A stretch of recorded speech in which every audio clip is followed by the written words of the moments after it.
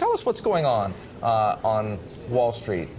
Yeah. Are these Republicans really looking that hard already for somebody a horse to get behind? I wish I had come up with the phrase dating game or my editor, Robert Freeman, but it was actually from one of the sources themselves. Talked about it as, look, it's like dating. I think it's Jack Oliver, who's an advisor to Barclays and was very close to the Bush campaign, who said, you know, you're not ready to get married, but you're starting to have these first dates. And people on Wall Street are clearly like really frustrated with where things are now, and I think they're very, very excited to try and find someone perfect to be Terry, why are they so frustrated? Is Max right that the Republicans on Wall Street are frustrated? Tell us.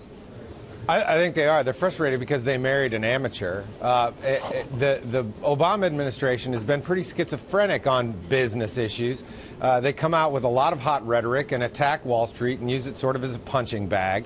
But at the end of the day, they sort of saddle up to them and ask them for advice and ask them for their money. And I think that the community in general is looking for more reliability, more consistency, and someone who's not going to throw a lot of rhetorical punches in the process of formulating sound economic policy. Max, did you feel like there were real names thrown around? Just a year ago, it seemed like Jeb Bush was a guy a number of Wall Street people wanted to get behind.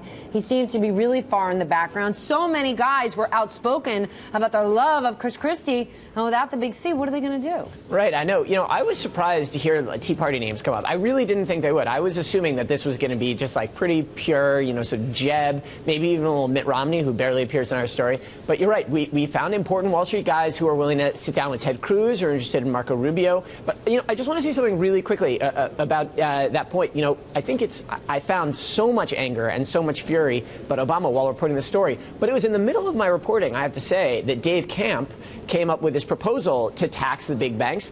And he's a Republican. So I think it's fair to bring up the point that Wall Street guys might be real minded Democrats. Tony James threw a party for Obama last night. Bill Ackman was there. It's not everyone. It's not everyone. That's true. And the kicker of our story is that a guy who's pretty close to Charles and David Koch said, look, if the Republicans nominated, you know, a Tea Party someone, or at least someone who doesn't appreciate capitalism, I would look at Hillary. So, Terry, let's talk about the Tea Party for a moment. Is it possible that the Wall Street people Max has been speaking to are citing these Tea Party names as potential White House candidates because they made the mistake with Romney, and now they're trying to find a candidate whom they can sell better to the rest of the country?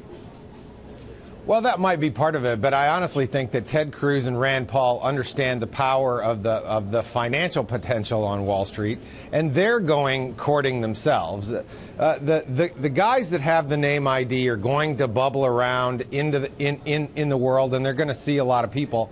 But I honestly think that experience will be a big factor in who they choose.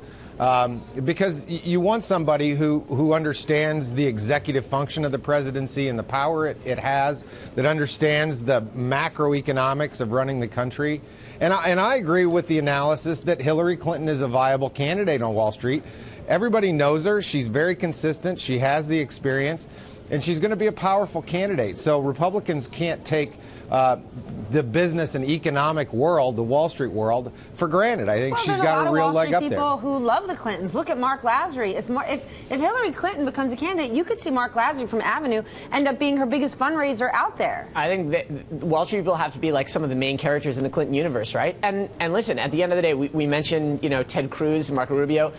I have to say, I think Cruz is pretty clear on the record that he is not a fan of gay marriage. And Wall Street people are, you know, among the most socially liberal people you can talk to. I think that Wall Streeters that I talk to seem really annoyed by some of the sort of social politics of some of the people that they otherwise would be pumped about. Do we overstate the fact that Ted Cruz's wife works for Goldman Sachs? I know we love talking about it so much, but just because she works for Goldman doesn't mean she is like the living, breathing representation of all Wall Street fat cats, vampire squids. You know, it's a much more important point, though, and it's good you bring that up, is that Goldman Sachs is among the top 5 career contributors to, I think, both Cruz and Rubio, which is much more important than the fact that one of them happens to be married to a Goldman Sachs private wealth manager. But aren't they also huge contributors? I mean, you can't look at those two in a bubble. I mean, Goldman has supported a ton of other politicians as well. That's true. And I think only a few years ago, 2008, wasn't Wall Street the biggest contributor to Obama? It was only the other day. Hedge funders loved Obama the first time he ran. They might wind up, I think that's an excellent point, and there are some parallels between Barack Obama and Ted Cruz that aren't so maybe inviting. This is a guy without very much experience. He has a very big personality, and he grabs hold of people's attention, just like Barack Obama. But at the end of the day, he didn't understand the big world. And we've seen that with President Obama. I think we might wind up seeing that with Ted Cruz as well. Terry, I wondered to myself, though, look, clearly you need money to run campaigns, but money in and of itself doesn't win elections. How much is Wall Street guilty of navel-gazing here and not really understanding enough about the political system? Whoever is going to be the candidate for the Republican Party has to be able to win at least Iowa and New Hampshire or South Carolina, has to be able to carry two of those pre-election events in order to be viable, and some of these names might not get there.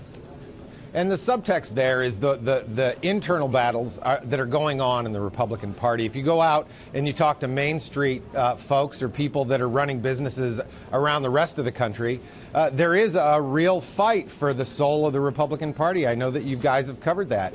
I believe that money is what gets you to the table. It makes you viable. But ultimately, you have to have a vision for the country, and you have to have a consistent and reliable approach to how you're going to formulate economic policies. And I think everybody's going to be looking at that. These Tea Party guys will get a look. They'll get a first look, but whether they get a second look is a different